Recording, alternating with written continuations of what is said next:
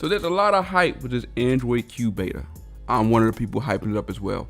I'm excited. We got brand new software, but I have to ask the question, are we giving Google a pass for features that they're claiming to add to their software that, let's be honest, other manufacturers have had it for years? That's a good question. I think so. Let's take something like picture-in-picture, which came to Android a couple years ago. The reality is Samsung had that as far back as the Note 2, and it took Google a while to get that there.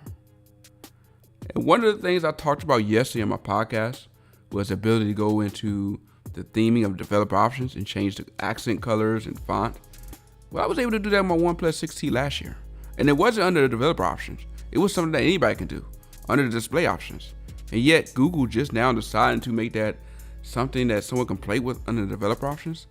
And with that being under developer options, that may not make its way to the final build. They're just a number of software or tweaks that Google have added, and I have to admit, people like myself have, applauded them for it. But the reality is they are behind the power curve when it comes to software. In some areas, yes, they have done a magnificent job with the camera and, the software they're doing there. And some of the other tweaks that they do under the hood that just make Android smooth. But when it comes to features, that's just not their game. And it's clear that they're just not anywhere near someone like a Samsung or Huawei or a couple other companies like there that are adding these features to their phones that, it should have been baked into stock Android a long time ago. And as much as I am excited about Android Q, and I can't wait to see it make its final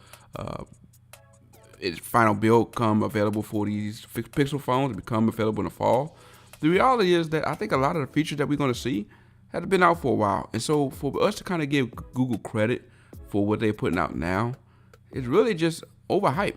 And I want to see Google actually really step it up as far as really leading the charge when it comes to these new software developers, and not just waiting to kind of see what works and then choosing to put out a version that, to be honest, is really a watered down version of what the manufacturers have put out years before. So leave your comments below on what are your thoughts on these three topics. Where do you want to see the fingerprint scanner?